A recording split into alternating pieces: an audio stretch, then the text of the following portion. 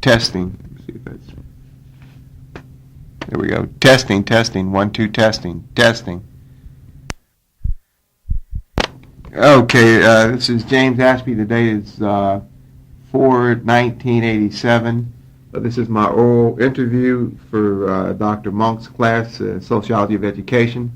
I'm at the home of Miss Gabrella McNair, who is the subject of my interview. Miss McNair is a African American who taught in the 30s and 40s and 50s in, I think, Florida and Alabama.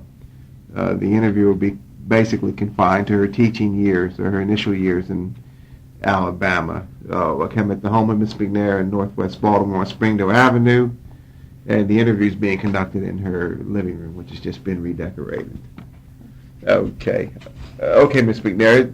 Basically, I'm going to try and focus the interview on your first year when you taught in Alabama. So we had to focus the interview, but before I do that, what I'd like you to do is try and give me a brief history of your experience as a teacher. When and where did you start, and kind of progress up until the point that you decided to retire? Okay. Well, my early years, my experiences of teaching began when I was 18 years old. I graduated from high school at 16, and I took 2 years normal school education. At that time, teachers could teach with a 2 years normal certificate. So then I started teaching. I was assigned to a 3-teacher school in the county, out in the county called Coosa County, Alabama. For 3 teachers, I had the 3rd, 4th, 5th grades. Another teacher had 1st, 2nd grade. And the principal had the higher grades, which was 6th, 7th grade. Okay. Yes, 6th, 7th, 8th grade. Let me interrupt you, because basically what I'm looking for here is just a general, like where you started initially, and like I don't know where you started in Alabama. Yes, I started in Alabama, and I taught that school. Then I went to another school, which had 2 teachers, and then I became principal of the 2nd setting school. How many years did you teach in Alabama? 11 years. 11 years? 11 years in Alabama. Then after Alabama, what? Then after Alabama, I moved here to Baltimore. Remember what year that was approximately? 1947. I think I came here. Yes, 1947 I came here.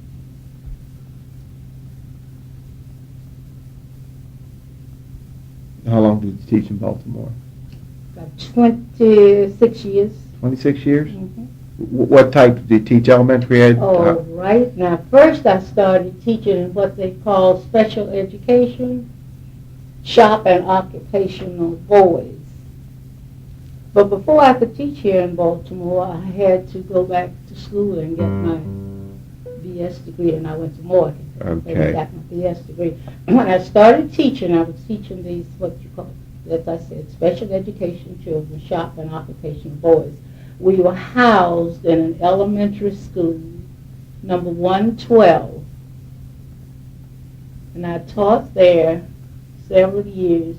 And then we moved into a junior high building, and we were mixed special education children, boys and girls, and this was the school 181, which was Houston Junior High School.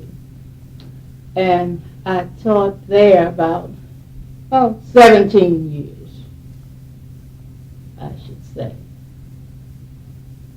Then after teaching there about 17 years, I decided to take a sabbatical. And I came out and took a sabbatical and got a master's degree in guidance counseling. Okay. And I became a guidance counselor right at the school, 181 Houston. It was Houston Woods then. By that time it was called Houston Woods Senior High School. It became a vocational school. Okay. And I counseled there. And then I went over to School 91 for 1 year and counseled there. And that's where I retired. Okay. So you got your 4-year degree when you came to Baltimore. Mm-hmm. Then you got your master's. Then I got my master's. I got my master's from Coppin in guidance counseling.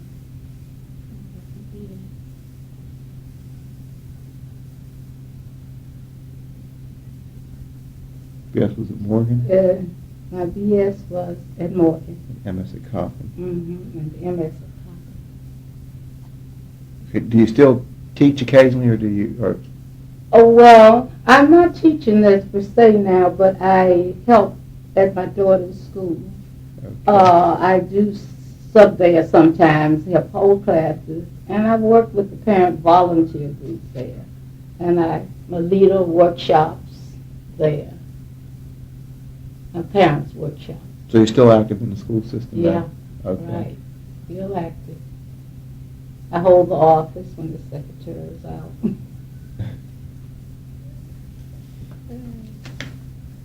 Okay. Now, I guess when you start teaching, most of the schools were segregated? Yes. Okay. All schools were segregated at that time when I started teaching. Now, you started teaching in 37. Out of your total time teaching, how many years did you teach in segregated public school systems? Well, I've been, all my years was spent, all of my years were spent in segregated schools. Okay.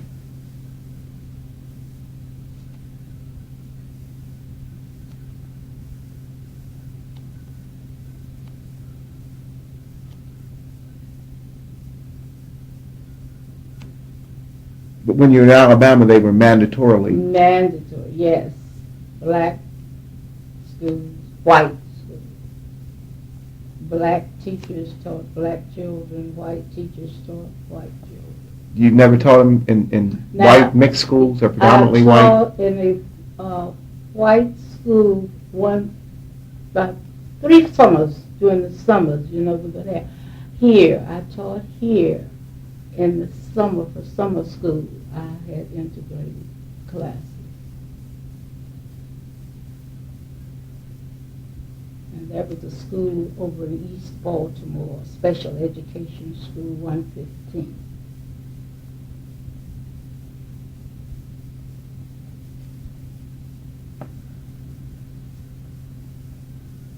Was that for a whole year? No, that was during, summer school. Yeah, It okay. was 3 years, different summers, various summers. It's just only for the summer courses.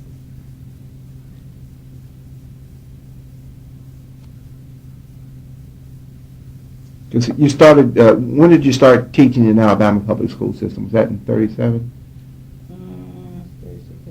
38, I think. Okay. If I'm not, I think it was 38, if I'm not mistaken. Okay. Now, how were teachers hired for the school systems then?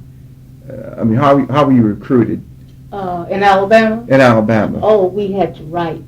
We wrote all the different superintendents of the different areas. We were given a list of all the counties. And of course, they would send us an application. We filled the application.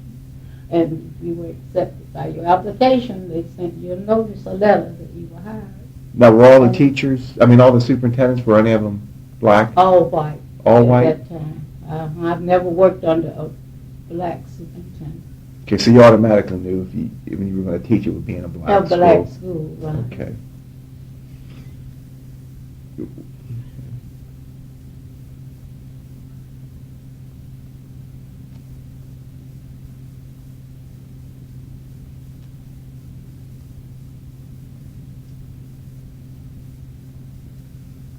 Okay, during your first year in the public school system, what were the educational requirements needed in order to qualify for a teaching position?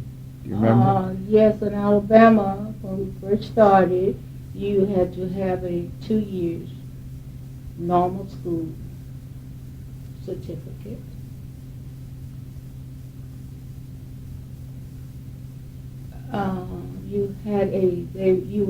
You did not get a degree of such. You were given a certificate, a teacher certificate. And this certificate would have to be renewed every, I think, 5 years. Okay. Something like that. Was this education beyond high school? Yes, that was 2 years above Like high school. Junior college or? Junior, something to, like you would call junior college now. Coppin used to be a normal school years ago when teachers would go for 2 years. It was that same type of school before they added the 4 years to get a degree. Okay. Now, were the qualifications the same for whites and blacks? Yes, the qualifications were the same, but for us the salaries were different. Okay, that was my next question. That was appropriate leeway. Could you tell me how much your annual salary was during your first year teaching? Just an approximation. I don't know. If you know now, $40 a month. 12 months. We only went 10 months, or maybe sometimes it was there was 6 months my first year. 6 months. Then 9 months is the most. We never to see because there were farming situations, and the schools had to close so the children could go to work on the farm. Okay, did you have any benefits? Like No, medical or no, sick leave? No, we didn't have any benefits in those days. Not in Alabama, and I don't know about here. But there were no benefits. What about the white teachers? Was it the same for them? Did they have benefits, or what were their salaries? Were they? I was not aware. I don't know, but I'm sure the salaries are. I don't know. I'm sure they were more than ours, but I don't recall.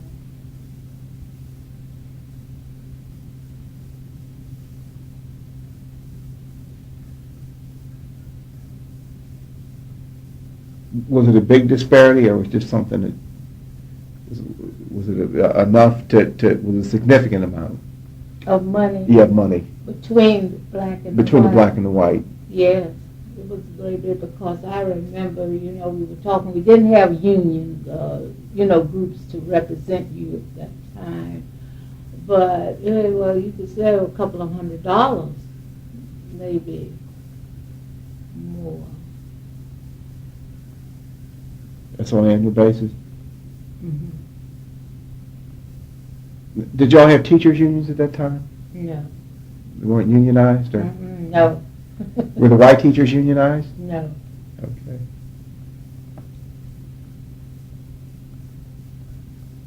You had what was called an association where you just met. Okay, blacks yeah. would meet to themselves, and whites Whites, would so they were right, separate. but that was separate. But And you never met together? No.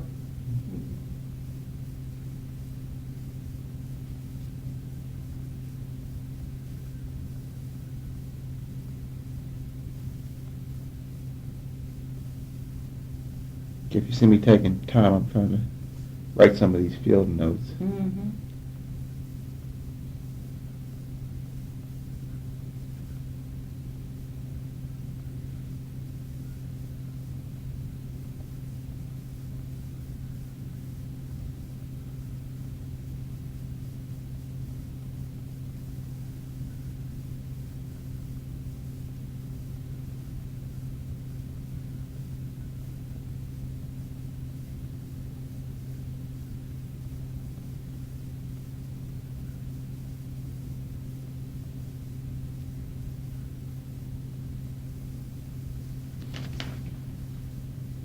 What, do you remember the first name of the school you were assigned to? Mm-hmm.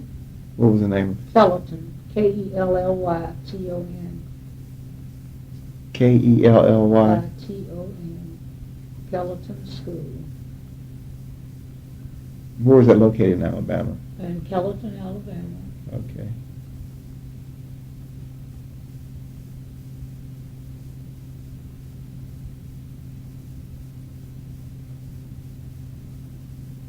No, what In terms of the physical plans, what type of neighborhoods were the schools located in? What type buildings? Well, see, this school was an old rural.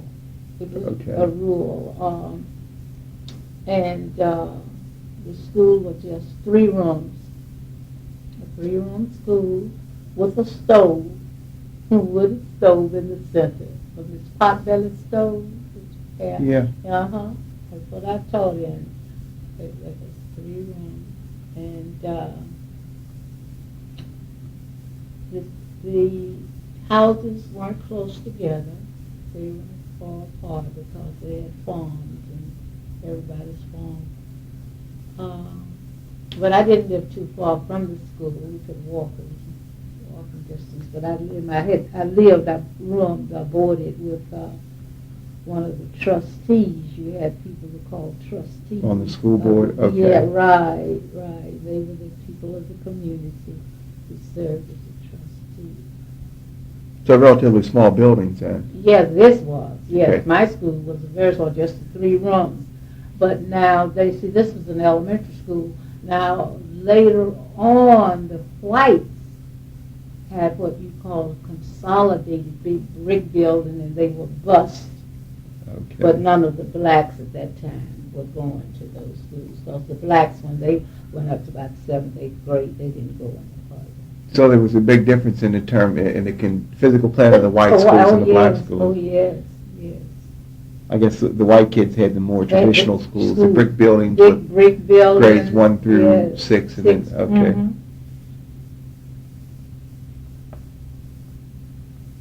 Were the buildings provided by the county or the public, or did Our school was provided mostly by the community. Community? The building. Okay. Mm-hmm. And you see, if you didn't have a church, a school building in an area, you would have school in the church.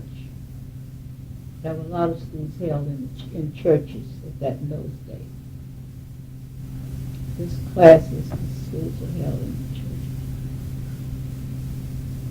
And the church was the property of the congregation. You have school during the week and church on Sunday.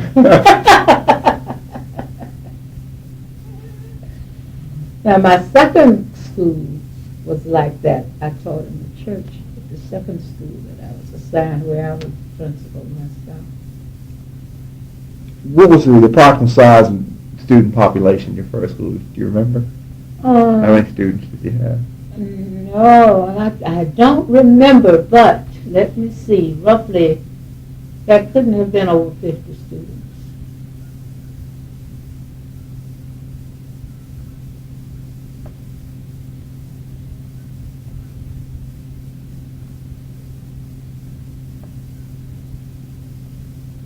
And that included what grades? That was grades 1 through 7. That was grades 1 through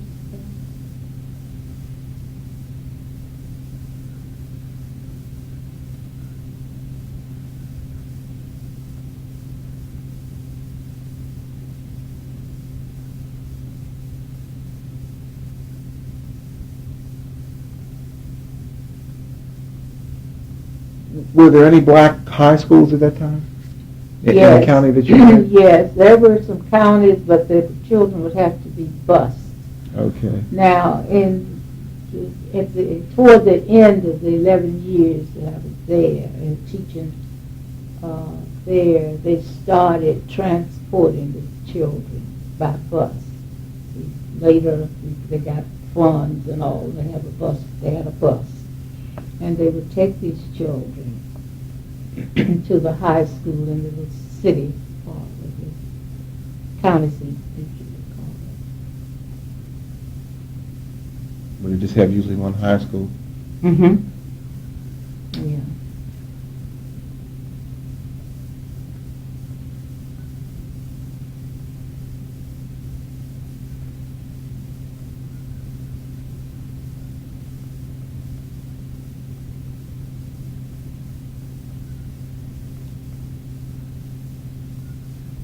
Who paid for the bus? The county or The county. Okay. You said that most students didn't go to high school? They didn't. They just finished, They put after the just 7th grade? finished, right, and many of them did not go to high school. By the time they reached the 7th grade, a lot of them were ready to get married. True. Different time. Yes.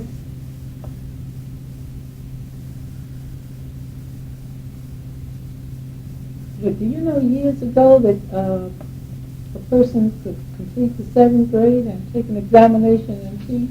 Yeah. I had an uncle who Yes. only completed the 6th grade. You're and right. He thought he was a genius. He was brilliant, yeah. Yes. Yeah, they encouraged him to stay in school, but let's see, this was in the early 1900s, so that time he left and worked and went into the Army and never went back to school. Did you try, or did the teacher at the school try and encourage the kids to go beyond the 7th grade, or was it just?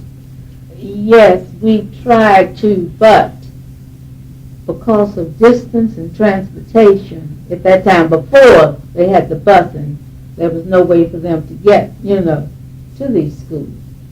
But we told them that it would be best. Now, some of them left. They had relatives living in little town areas near the high schools. So some of them took advantage of that. Okay. And they would go to live with their relatives.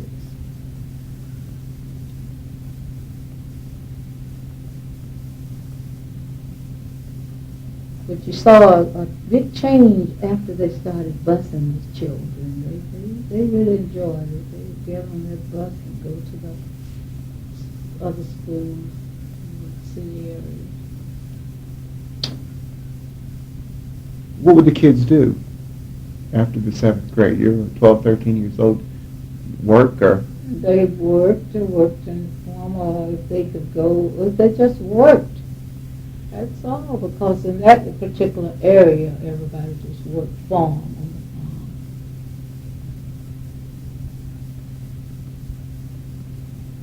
That's why you have such say you have people leaving, they would grow up and then they would leave. Do you remember how many students you had in your first class?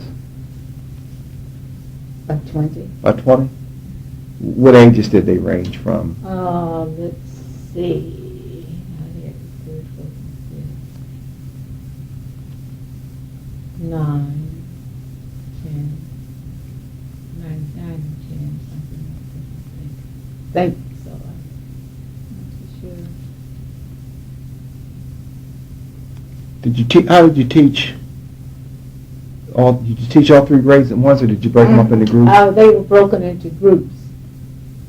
You would break them into groups, and while I worked, it would work with one group. One group would be doing studying or something, or perhaps an older child would sit over with this group, like an older child would help the younger children, the slower children, Yeah. or something like that. And this is the way we worked it out.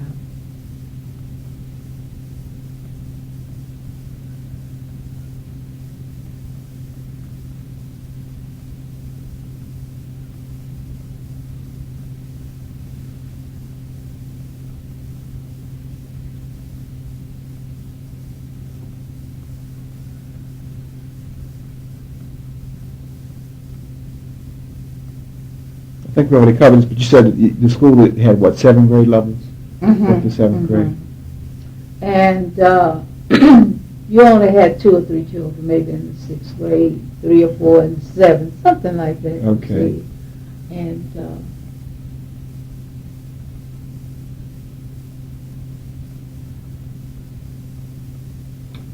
now all of this is in the early days, in the early, down in Alabama. Okay.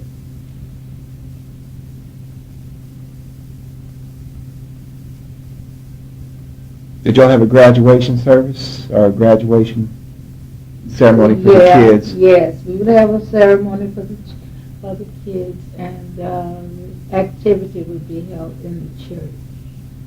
Class closing.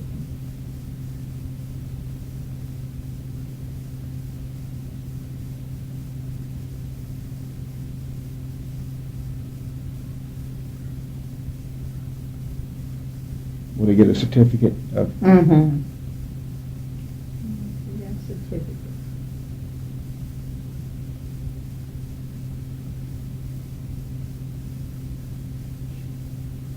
So I guess when you finished high school, that was a significant achievement at that time for Now, blacks. in the section where I lived, see, where I was teaching, not where I lived and where I grew up. Now, where I lived, going to school, oh no, we went to Most.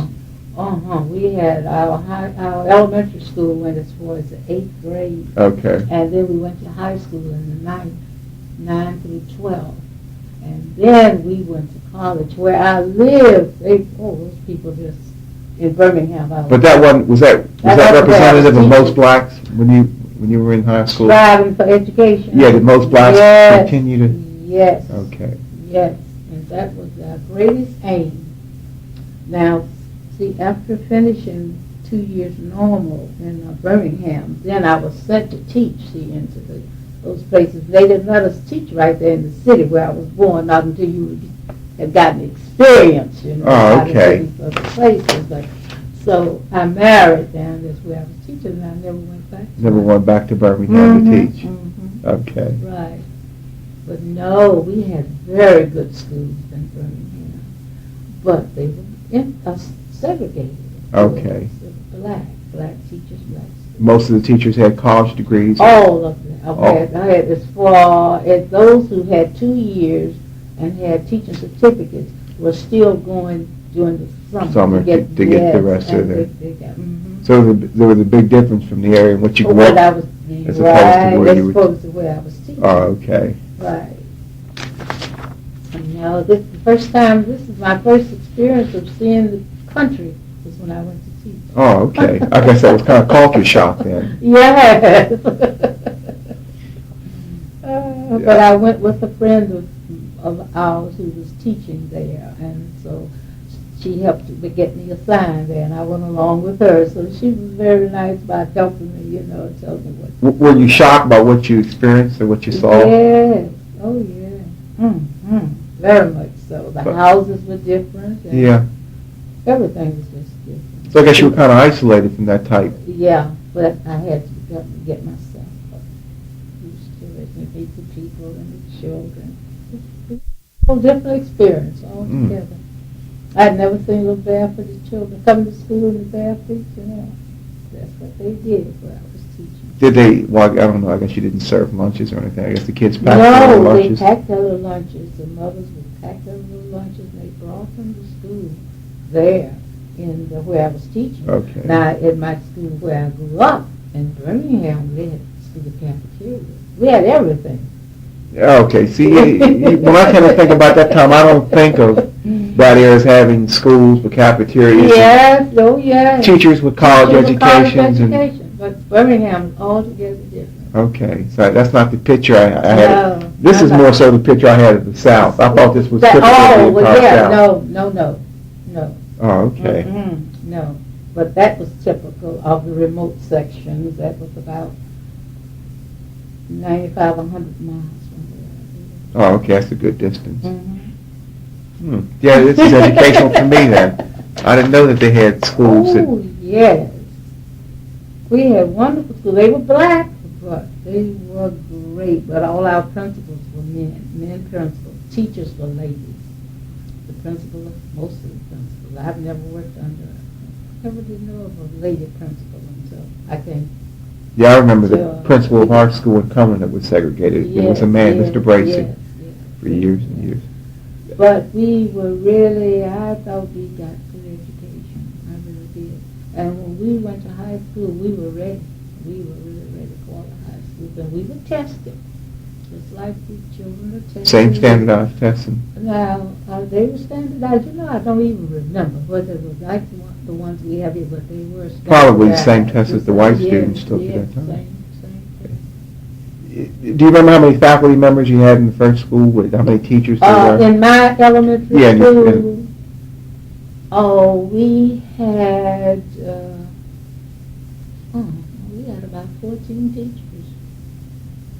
No, in the one that you taught at, not the one. Where I taught. Yeah, where you taught at. Where I taught. The first school, there were only 3 of us. Okay. There were only 3 in the first school. Were they all females? Yeah. We were all female.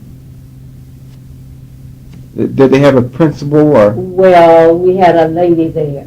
Was a friend of my mother's, and she acted as the principal. She had been there the longest, and she was the principal there of us, indeed the three of us. And she was the principal. So the senior teacher was soon the Yes, administrator? right. You might call her senior teacher. And at the second school that I was assigned, I was the only teacher for a while. When I taught first through seventh grade. Then later on, they sent me an assistant. Then I became the senior teacher. Okay. And they called me the principal. So this is the way it was. Was there any extra pay, or it was just something that you took on? No Okay. extra pay. Was there any clerical staff, or secretaries, or anybody to assist the teachers, or No. just the three teachers? Right. And y'all did everything? Everything. What about cleaning did y'all have to clean the school and? The children. Oh, the children? Mm-hmm. They did that obediently? They did that. They would sweep up before leaving. Hmm.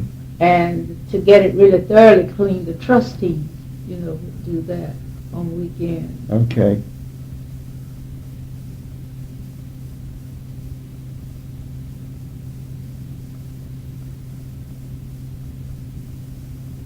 This is something typical like you would call a one-room schoolhouse. You heard of the one-room Yeah. schoolhouse with the pot-belly stove. Yes, that was typical. I guess the trustee would take care of the janitorial work if something needed fixed. Yes, oh yeah.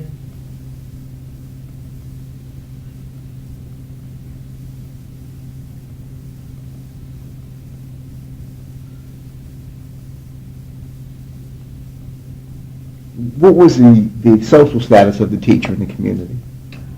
Very high. Very high? They thought highly. A teacher was, it was just the teacher was there. Very Okay. nice. And, of course, my teachers who taught me when I was coming up, in those days the teachers couldn't marry. They couldn't? They could not marry in my hometown, in Birmingham. No, when a teacher married, she lost her job. But that was on those early days. But things changed this time. Was there a reason for that, or? I really don't know. I don't know why a teacher couldn't marry. I never did know. I was young. But anyway, I do know that after I grew up and finished normal school, and into the rural sections when you go out there, those teachers could marry. Okay. But not within the city. Isn't that something? Now, was that a community law or a public law, or just was tradition? I think it was just tradition. Tradition? Tradition. Hmm. That's the first I've ever heard of that. Yeah. Okay, I guess, we've covered this, but I'll ask, there weren't any white teachers or staff members who worked at the school in any capacity whatsoever? No, not in anywhere I've worked. Did the No. superintendents or anybody from the public or the white system ever come and visit, or? Yes, oh yes, you had a white supervisor. And you, in some instances, sometimes you did have a few colored supervisors, but not many. Some counties had colored supervisors, but you had supervisors, and your superintendent would come sometimes, unexpected. Okay. What were the white supervisors? How did they function? They rated us. They would observe us teaching, and then they would go back and report to the superintendent, and then they would send you a letter whether you were good standing. And if they didn't like you, or maybe they didn't renew your certificate, your license for that particular time, you would have to seek another job.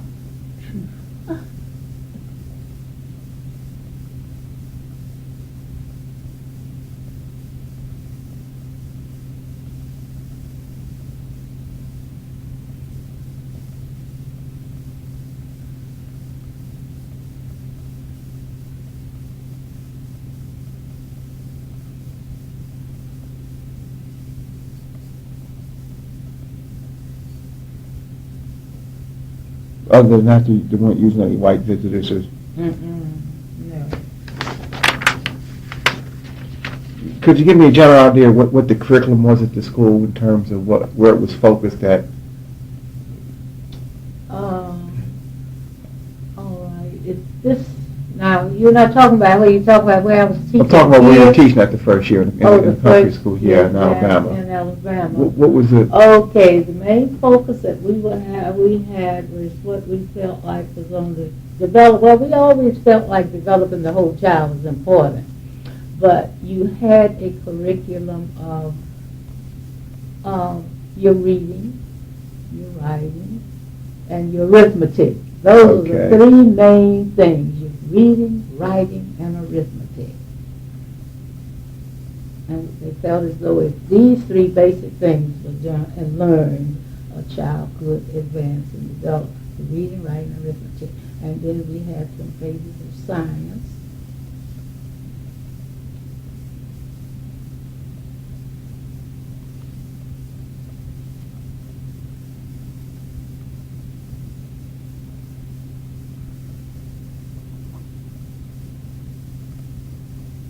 Art and music. Did they have a music teacher? No.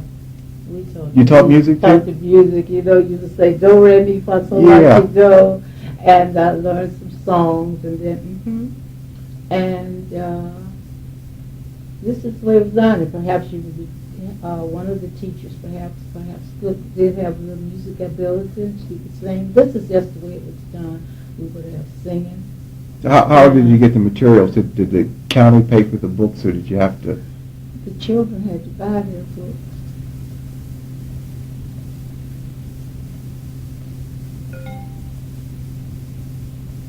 Now, did the white children also have to buy their books in the public school system, or were they, everybody had to buy them? Yes.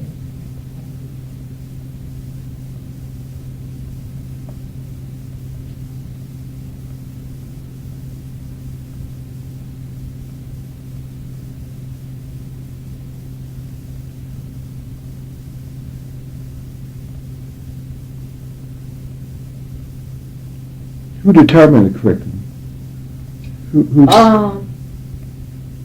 They had a board, like a board, who met with the Department of Education. I think in those days the curriculum was mostly like a traditional one that was set, set curriculum. Okay. And the board was all white, of course. Yeah.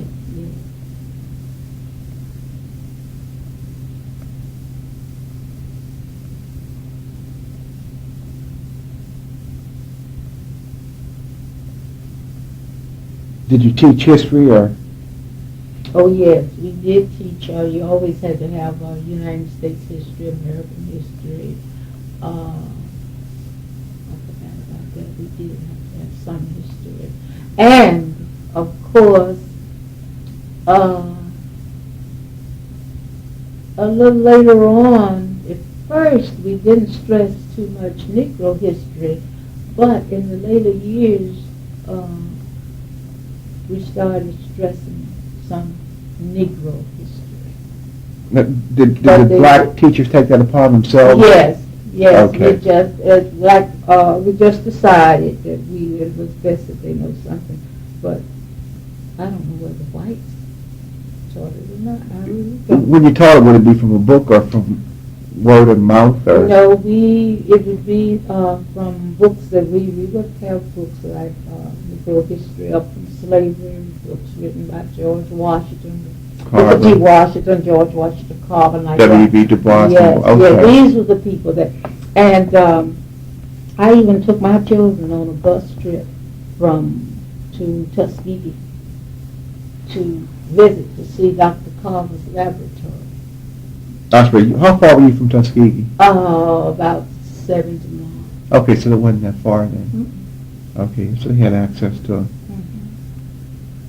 Right.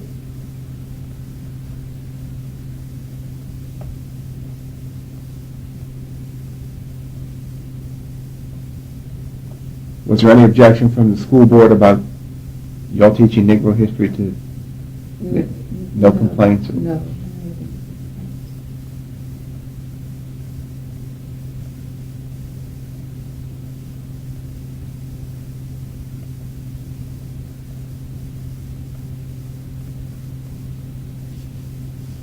Okay, would you describe what a typical day of teaching was like at the school from the morning until you got finished? Just kind of give me Okay, the morning started out with devotion.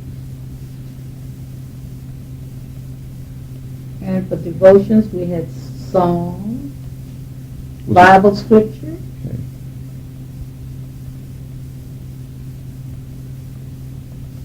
Lord's Prayer.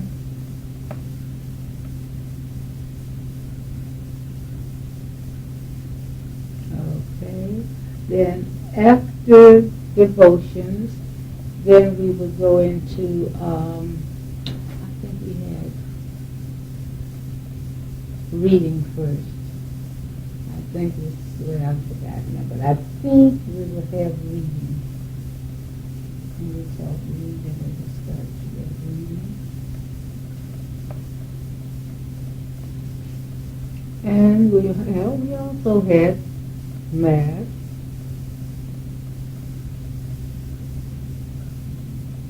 Reading, math. I think we would have reading, math, and maybe spelling. We had spelling as a such. Let's see, reading, maybe that took in by that time. It might have been time for 10 o'clock for the break. They had a small break, like a little recess for a few minutes.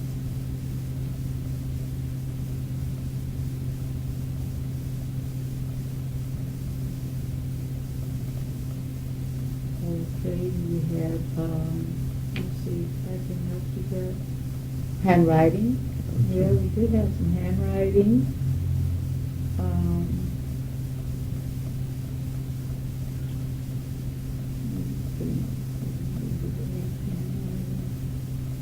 And, we do have the handwriting. We had the spelling, we had the handwriting. Science. Science could be on a small basis scale, but you would have something with science. Okay, health too. You had health? Yes. We had to stress some along. Health went along in with your science. Okay. Science and your health. Yes, we had health. What about the subjects like art? They were just okay, no, we would have that. We would have art in the afternoons. You would have art, and you would have, your art and your handwork. We had needlework art, and the boys had as much little cigar boxes and make little things in the afternoon. We have science. Music. We have music. That would come most times in the afternoon.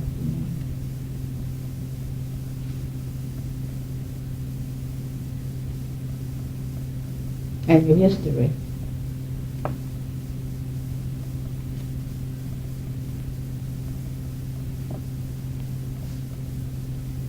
Yeah, what time in school is that out? 3 o'clock. Would it start at 9? 8:30, 9 o'clock? 8:30, 9 o'clock, Okay. yes indeed. Yes indeed. Not at 3 o'clock.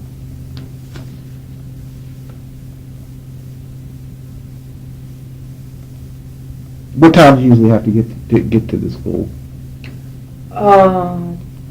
If we started at 9 o'clock, I would mostly get to school around 8 in the morning. 8, and if it was cold, you would start the fire and... Yes. Start the fire. Most times you would have those larger boys, you have big boys, going to school. They would be waiting for me when I get there to unlock the door. No trouble. Oh. Yeah. And your responsibility to close up and... Yeah, lock the door, see the door is locked.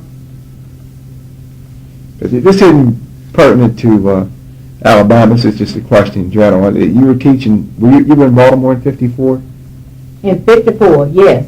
I came to Baltimore at 47. Okay. That's not Brenda. Oh, go ahead. Take it. Okay. Okay. Yes, I was here in '54. I want to take a break for the record. No, I had them looking. You still here have... Well, I'm going to go back. I'm going to have to change sides. I'm running out of tape here anyway, so we'll take a break. When you were teaching in 54...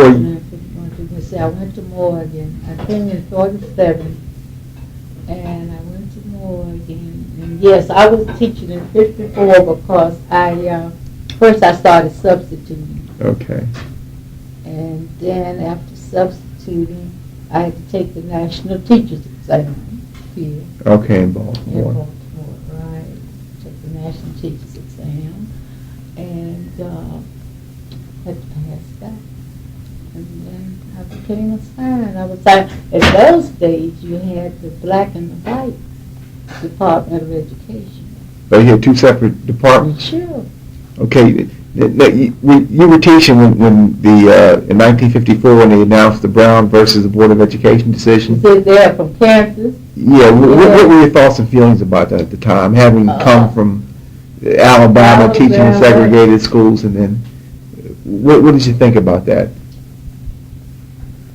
Well,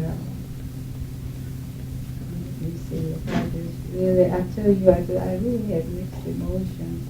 But I was glad that they decided that we shouldn't be segregated.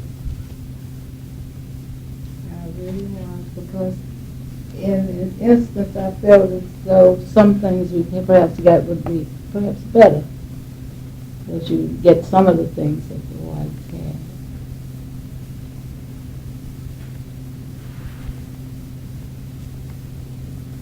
You say you had mixed emotions. Why mixed? Because I felt as though if they were going, when they integrated, that they would change and take the best teachers, black teachers, put them in white schools. That's just what I felt. Yes, please. And I thought that was would be something I wouldn't deny.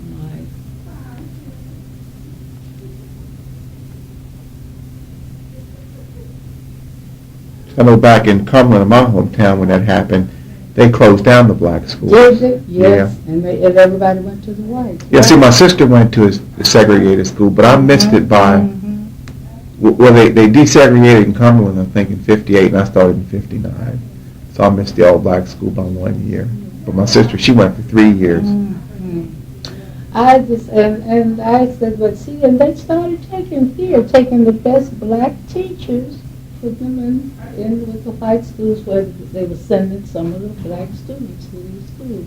And I knew we were losing, the black schools were losing good teachers. They did. They just lost good teachers because they took them out. So, Yeah. I know from what I hear, people talk about some of the schools in Baltimore during that time. They had some good, some good black schools. We had some good black schools. We did. Yeah. And these black teachers were great. Because they took the best teachers. That's right. And I know because they moved my daughters. Yeah. That seems to be the trend, but if you look throughout history, that's been the trend. The black intelligentsia, the elite, have always been able to make it. So it's never been, maybe not the same standard as whites, but they've always been able to, they've always tapped on black talent. Yeah. I know my history instructor gave me passed some kind of handout the other day about black inventors. I didn't realize black people had invented so many things. The lawnmower, the awning board. A black man laid Washington, so laid Washington. Yeah, the air conditioning. Yes. And the coupler on the train. Yeah. I remember when I was studying history. It's a list about this long of things black people invented. I said, in all the years I've used an awning board, I had no idea a black lady invented that. Or lawnmowers. Isn't that something? Air conditioning, or they don't seem to. And the clock, our clock, as important as our clock. The traffic lights. Yes. And they don't seem to stress that contribution to this. And where would we be without air conditioning today? Today, right. The blacks have really played an important part, even coming over on the ship. Yeah, I think it's a little more significant than whites would like to let on. But right. yeah. We were important. important. Very important. Plays a great part in the building of America. Are you on tape? Mm-hmm. Yeah, we're still on there. Basically, that was the last question I wanted to ask about Brown versus the Board of Education. Yes. I had really mixed emotions. I still have mixed emotions about. I don't know why, but I do. I think a lot of blacks do, but like you said, what they've done to the black community is tapped in and taken all the talent out. Yeah. So they did. But I think what a lot of black instructors are doing now, they're coming back. Coming back, yeah. They're coming back Yes, and they're staying there. Mhm. So maybe people wise up. Yeah. But I really think that we have done well as a black race. So far as education, we really have. But I guess we have a long way to go in everything. Right. So I guess you've kind of seen it from start. Started, yes. Big change. Yes, a big change. Mhm. I guess how do you look back and view that? Because it really hadn't been since I've been in, but I started in white schools, so it's really.